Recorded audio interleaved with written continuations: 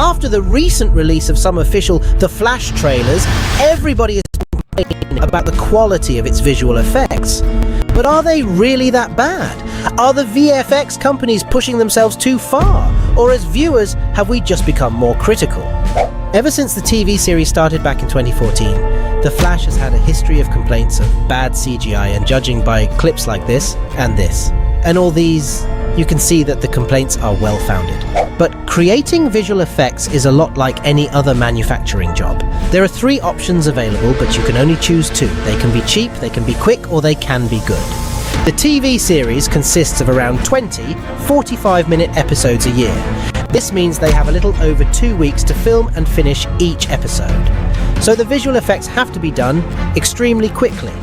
Also, each episode costs around $3 million to make. Now this may sound like a lot, but compared to Game of Thrones at between 6 and 15 million an episode, Stranger Things Season 4 at 30 million an episode, and The Boys at 11 million an episode, it's actually pretty cheap. So if the Flash episodes are quick and cheap, the VFX can't possibly be that good.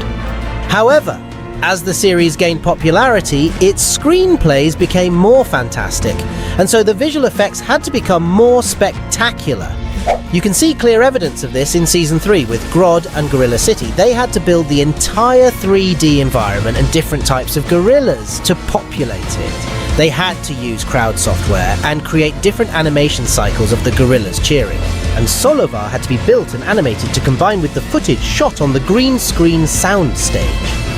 If the VFX have to be more spectacular, but the time constraints and the budget remain the same, the quality of the VFX has to go down. And this becomes apparent here and in the later seasons. Now, the up-and-coming Flash movie has a big budget of around $220 million. This is about the same as The Dark Knight Rises, Man of Steel, and Wonder Woman 1984. So, if the VFX aren't cheap, they should be both quick and good, right?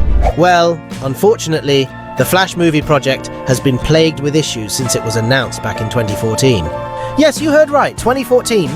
Its original release date was March 23rd, 2018. Since then, they've changed directors 4 times. First Seth Graham Smith, then Rick Famuyiwa, then John Francis Daly and Jonathan Goldstein, and finally, Andy Muschietti. They've also rewritten it 3 times, first Seth Graham Smith, then Joby Harold, and finally Christina Hodson. They have repeatedly postponed it and delayed it until principal photography eventually started in April 2021.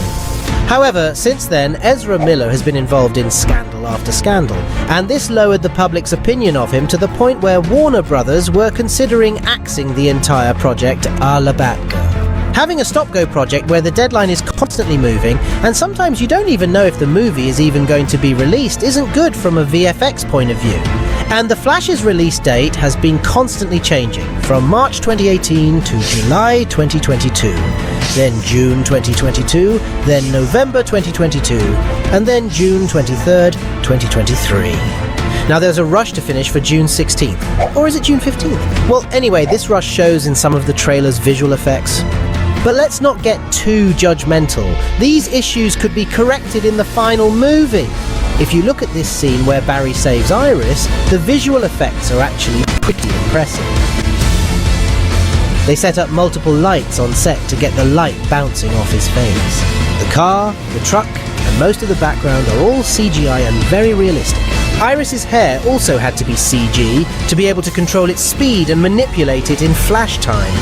The same was true for her clothes too, and the entire scene, from the debris floating around to the way they try to understand the physics of flash time by having him gently and smoothly turn and move her around, really adds to the realism and makes for a thoroughly convincing effect. And if they have enough time, this could end up being true for all of the effects of the movie, but even if it isn't, we still get to see the greatest Batman that has ever been, Michael Keaton. You want to get nuts? Let's get nuts.